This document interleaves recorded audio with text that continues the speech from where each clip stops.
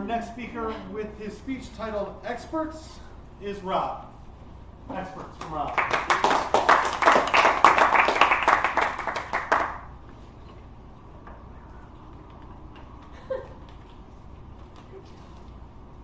Mr. Toastmaster, fellow Toastmasters, distinguished guests.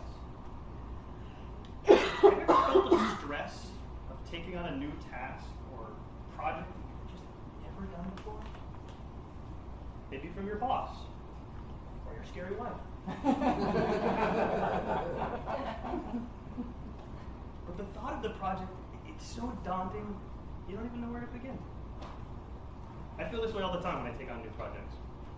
But I have to remind myself, a man named George in Times Square, 15 years ago, taught me how to overcome those challenges. He taught me a very simple step. All you have to do is be an expert at finding experts. Ken, sounds very simple, right? Kind of like a theme that you and I talk about a little bit. What's that theme called? Outsourcing. Oh, outsourcing. A little bit different, but very similar. Same idea. What I want to provide you today was the lesson I learned from George. So the next time you have a task or project that you don't know how to do, you'll know how to go to find the right resources to help you. It was 1998. I was a college student living in Manhattan, interning at a big television company, MTV Productions. I was this production assistant assigned to a live television show, which really meant all I had to do was get coffee for anybody that asked. On my third day, the executive producer, she brings me into her office and she says, "We've got an emergency. The host's birthday, the host of the show, it's his birthday today, and we don't have a cake. Take my credit card and go get a cake that says, 'Happy Birthday, Carson,' and get back here in 60 minutes. Can you handle that?"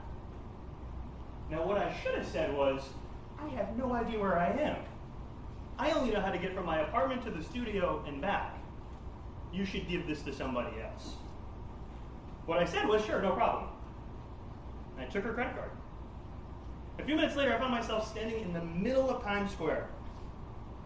It was 95 degrees that day. It was one of the hottest summers New York had seen in over 10 years. It was 1 p.m., so there was tourists everywhere.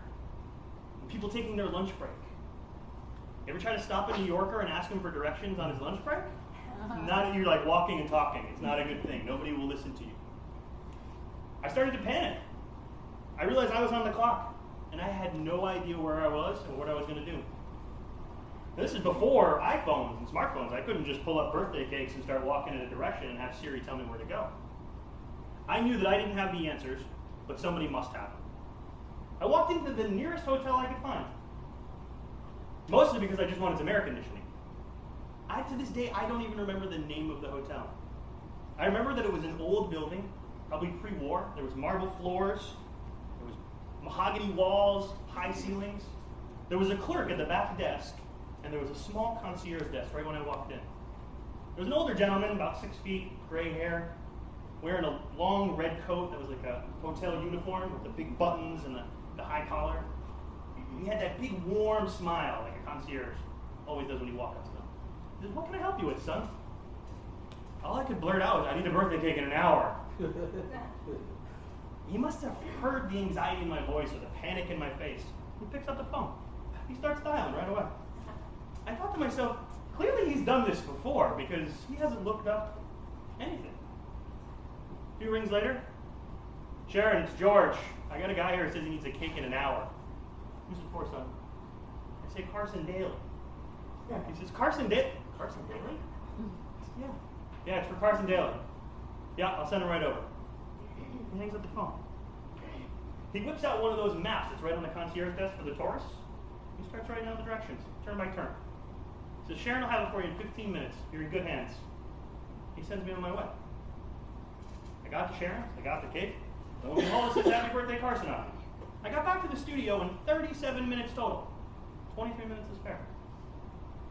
Now, I'm sure some of you are thinking, well, how's that going to help me? I got a smartphone now. I can always find a birthday cake. But the idea and the concept is very simple. I didn't know what I needed to know. I didn't know how to find it. But I knew there was an expert out there. And that was George. To this day, I still use concierge all the time, even in Chicago. Right now, if I call the Four Seasons and I ask them, what's the only one-way street into Navy Pier, they'll give me the answer. They don't care if I'm a guest. They don't care that I live in Chicago. They just want to provide the information. Now, I'm not saying always call a concierge for your answers, but the concept holds to almost every task and project that you do. I've had several jobs over the last 15 years, but I've applied this thinking into almost all of them.